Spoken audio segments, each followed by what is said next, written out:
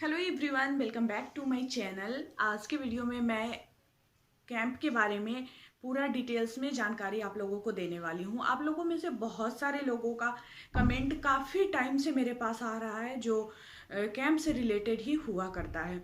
तो आज मैं सोची हूँ कि उस पर एक वीडियो बना ही देती हूँ। हालांकि मैं पहले भी कैंप पे वीडियो बना चुकी हूँ, काउंसलिंग के बारे में, कैंप के बारे में बहुत सारे वीडियोस मेरे चैनल पे आपको मिल जाएंगे। लेकिन आज का जो वीडियो है थोड़ा खास है। खास इसलिए है क्योंकि यहाँ पे मैं आप लोगों को पूरा डिटेल्स में जानकारी दूंगी कैंप के बारे में। कैंप कैसे लगता है, कौन कौन सा डॉक्यूमेंट्स चाहिए, किस तरह से वहाँ पे व्यवस्था होती है।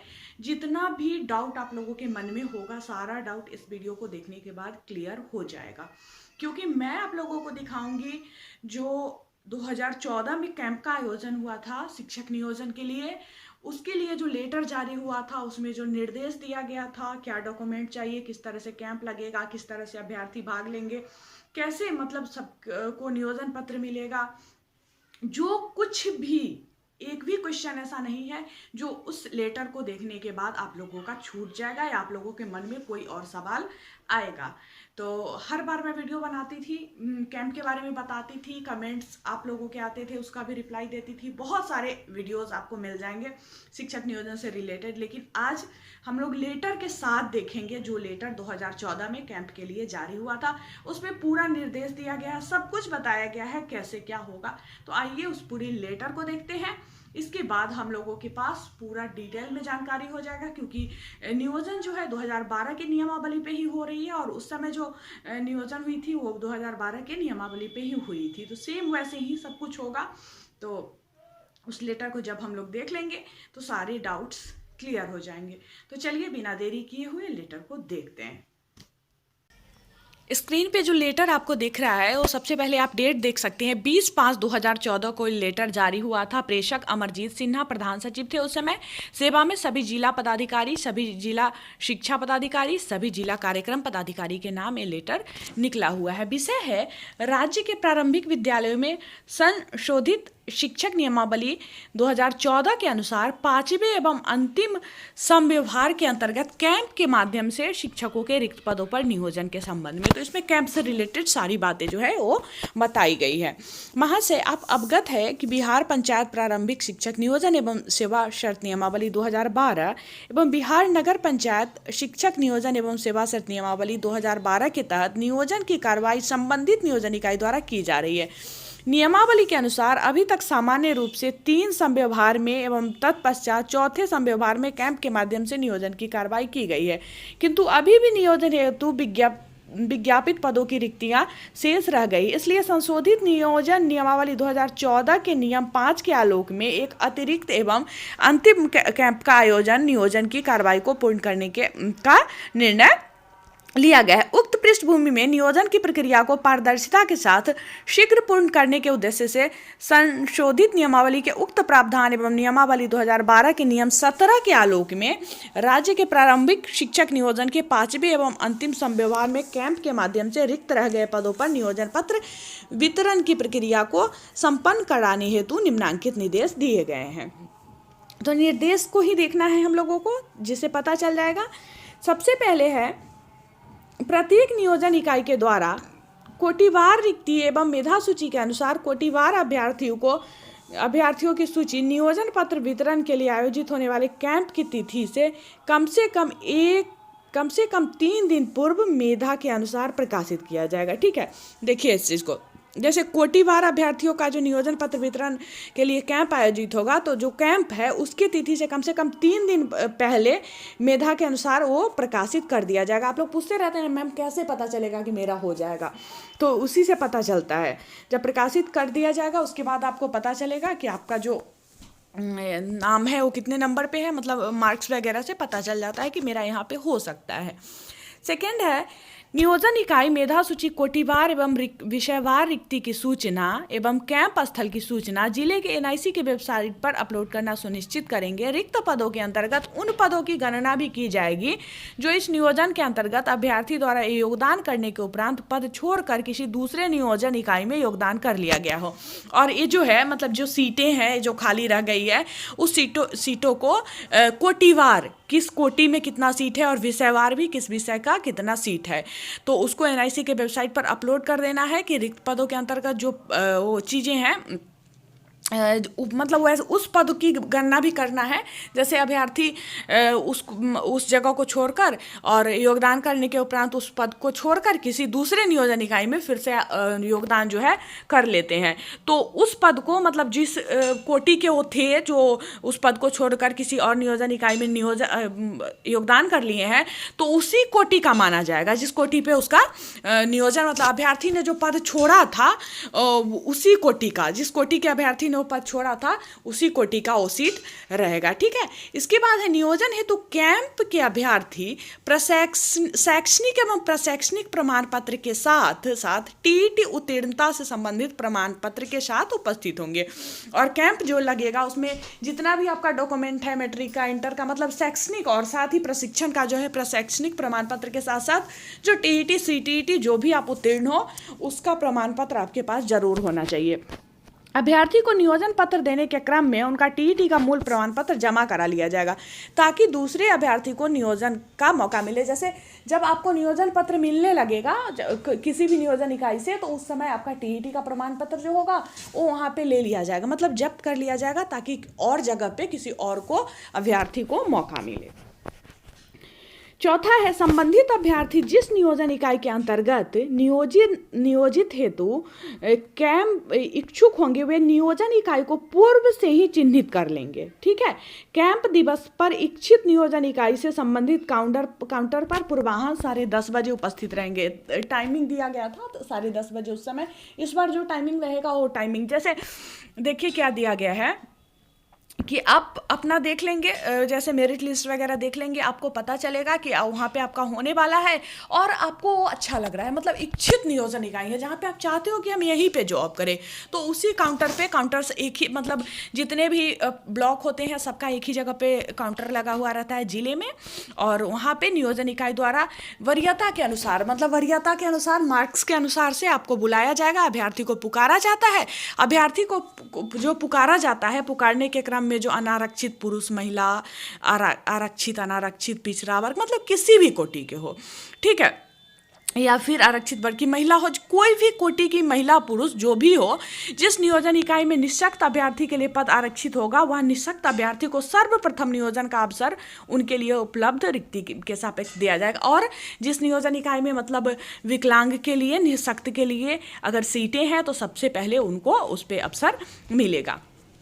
इसके बाद है 5वां, कैंप तिथि को नियोजन हेतु निर्धारित समय पूर्ण होने के उपरांत अभ्यर्थियों की उपस्थिति पंजी को नियोजन इकाई द्वारा क्लोज कर दिया जाएगा। इसका अवलोकन जिला शिक्षा पदाधिकारी अथवा उसके प्राधिकृत पदाधिकारी के द्वारा करते हुए अपने कार्यालय का मोहर भी पंजी में लगा दिया जाएगा। इसके बाद कैंप आयोजन के लिए जो निर्देश दिए गए हैं, इस निर्देश को हम लोग देखते हैं। संलग्न तालिका के अनुसार कैंप का आयोजन पूर्वाह्न 10:30 बजे से 4:30 बजे तक आहूत किया गया है। ये उस समय किया गया था, इस बार क्या टाइमिंग रहता है वो पता चल जाएगा जब इस बार का लेटर आएगा। जिस विषय एवं कोटि की रिक्ति हो उसी विषय एवं कोटि के अभ्यर्थियों को मेधा सूची के अनुसार बुलाया जाए। नगर निगम, नगर परिषद, नगर पंचायत एवं प्रखंड नियोजन इकाई का कैंप जिला स्तर पर एवं पंचायत नियोजन इकाई का कैंप प्रखंड मुख्यालय स्तर पर आहूत किया जाएगा। ये भी मैं बहुत बार बता चुकी हूँ कि जितना भी मतलब नियोजन इकाई होता है प्रखंड से रिलेटेड, या नगर पंचायत हो गया, नगर निगम हो गया, नगर परिषद हो गया, तो इस सबका जिला स्तर पर होता है। और जो पंचायत नियोजन इकाई हो गया उनका कैंप प्रखंड मुख्यालय पर आहूत किया जाता है। जिला शिक्षा पदाधिकारी संबंधित जिला पदाधिकारी से विमर्श कर जिला स्तर पर कैंप के लिए स्थान निर्धारित कर इसकी सूचना सभी नियोजन इकाइयों को दे देंगे ताकि नियोजन इकाइयों के द्वारा समय पर सूची प्रकाशित किया जा सके एवं नियोजन हेतु तैयारी के साथ निर्धारित स्थान पर कैंप किया जा सके। नियोजन के लिए उक्त सूची का प्रकाशन संबंधित जिला की वेबसाइट, नियोजन इकाई के सूचना पट के साथ साथ कैंप स्थल के सूचना पट पर भी प्रकाशित किया जाएगा। स्थल चयन के क्रम में कैंप में सम्मिलित होने वाले अभ्यर्थियों को अनुमानित संख्या, कैंप के लिए काउंटर की व्यवस्था, प्रवेश एवं निकासी की व्यवस्था, उपस्कर एवं अन्य आवश्यकताओं का ध्यान रखा जाना वांछनीय है। ये सब जिला शिक्षा पदाधिकारी और जिला पदाधिकारी से विमर्श करके, मतलब जो वहाँ की विधि व्यवस्था है उसके बारे में दिया गया है कि सब सही होना चाहिए, मतलब पूरा काउंटर वगैरह अच्छे से लगा होना चाहिए, प्रवेश का द्वार, निकासी का व्यवस्था है, सब सही तरीके से होना चाहिए। चौथे नंबर पे है मैट्रिक अथवा इंटर की परीक्षा में जैसे अभ्यर्थियों के बैठने के लिए सीटिंग प्लान किया जाता है, उसी प्रकार कैंप के अभ्यर्थियों के लिए भी व्यवस्था की जा सकती है। साथ ही मुख्य द्वार पर महत्वपूर्ण सूचनाएं चस्पा करा दी जाए, वहाँ पे चिपका दिया जाए मेन गेट पर, मुख्य द्वार पर जो महत्वपूर्ण सूचनाएं होगी, सो ये सब निर्देश दिया गया है। इसके बाद है 5वें नंबर पे वर्ग 6 से 8 के लिए स्नातक ग्रेड में 6 विषयों की नियुक्ति की जानी है, उस समय का है, जिसमें अभ्यर्थियों की सुविधा हेतु कैंप स्थल पर प्रत्येक नियोजन इकाई के लिए 3 काउंटर्स की व्यवस्था की जानी चाहिए, क्रमशः सामाजिक विज्ञान के लिए अलग, गणित विज्ञान के लिए अलग, भाषा के लिए अलग, भाषा में हिंदी, उर्दू, अंग्रेजी, संस्कृत, बांग्ला सब हो जाएगा, ठीक है। तो इसलिए 3 जगह पे इसका काउंटर होना चाहिए। अभ्यर्थी को सम्यक सूचनाओं का संप्रेषण करने हेतु कैंप स्थल पर केंद्रीयकृत सूचना केंद्र का गठन किया जाना आवश्यक होगा। प्रत्येक नियोजन इकाई के द्वारा कोटिवार रिक्ति की सूचना एवं कोटिवार अभ्यर्थियों की सूची नियोजन पत्र वितरण के लिए आयोजित होने वाली कैंप की तिथि से कम 3 दिन पूर्व मेधा के अनुसार प्रकाशित कर दिया जाएगा। और जो कैंप लगता है, मैं बताई हूँ पहले भी आप लोगों को, तो उससे पहले ही ये चीज़ क्लियर कर दिया जाता है, 3 दिन पहले मेधा के अनुसार आपका प्रकाशित कर दिया जाएगा कि कैंप में किस किस को, मतलब कहाँ कितने मार्क्स तक वाले को आना है, कितने संख्या तक को आना है, तो उसका सूची जो है वो प्रकाशित हो जाता है। इस तरह 2/7/2014 से प्रारंभ होने वाले कैंप के लिए यह तिथि 26/6/2014 होगी। जिस जिलों में पूर्व से किसी कोटि के मेधा सूची जिला द्वारा अनुमोदित नहीं है, तो मतलब ये टाइमिंग वगैरह दिया गया है, उस समय का है, अभी का नहीं है, ये उस समय का है। इसके बाद है जिला एवं प्रखंड स्तर पर आहूत होने वाले कैंप में सम्मिलित होने हेतु संबंधित नियोजन इकाई को 1 सप्ताह पूर्व जिला पदाधिकारी द्वारा आवश्यक निर्देश दिया जाएगा। कैंप के नियोजन इकाई के सभी सदस्य अनिवार्य रूप से उपस्थित रहेंगे। औपचारिक रूप से सूचित करने के बावजूद यदि मुखिया, प्रमुख, मुख्य पार्षद, सभापति, मेयर निर्धारित तिथि पर कैंप में उपस्थित नहीं होंगे तो उन्हें डीम्ड रूप से उपस्थित मानते हुए नियोजन की कार्रवाई पूर्ण की जाएगी। यदि सदस्य सचिव निर्धारित तिथि पर कैंप में उपस्थित नहीं होंगे तो उनके विरुद्ध विधि सम्मत कार्रवाई की जाएगी।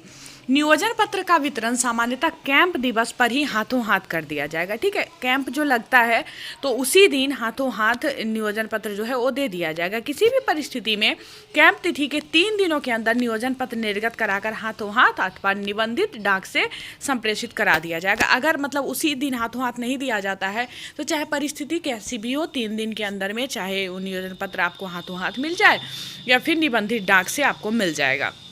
अन्यथा की स्थिति में संबंधित नियोजन इकाई के विरुद्ध विधि सम्मत कार्रवाई प्रारंभ कर दी जाएगी। कतिपय जिलों में एक पंचायत सचिव 2 या 2 से अधिक पंचायतों के प्रभार में है। प्रखंड कैंप में इस तथ्य को ध्यान दिया जाना आवश्यक होगा।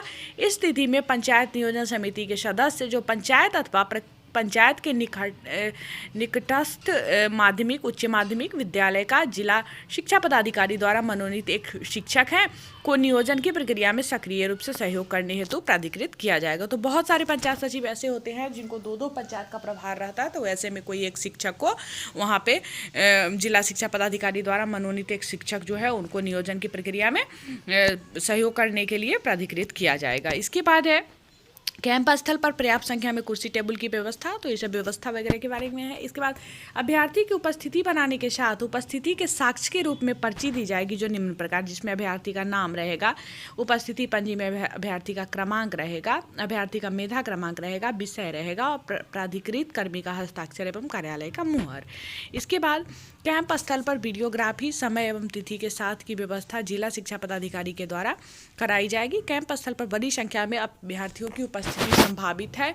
इस हेतु कैंप स्थल पर विधि व्यवस्था का समुचित संधारण करने के लिए मतलब व्यवस्था अच्छा करने के लिए बोला जा रहा है, क्योंकि भीड़ बहुत अधिक लगती है। इसके बाद है जिला एवं प्रखंड स्तर पर जिला पदाधिकारी के द्वारा कैंप के माध्यम से नियोजन पत्र वितरण की प्रक्रिया का अनुश्रवण एवं पर्यवेक्षण कराए जाने की व्यवस्था सुनिश्चित की जाएगी। जिला स्तरीय कैंप के अनुश्रवण एवं पर्यवेक्षण हेतु एक वरीय पदाधिकारी अथवा अपर जिला दंडाधिकारी उप विकास आयुक्त की प्रतिनियुक्ति की जाएगी।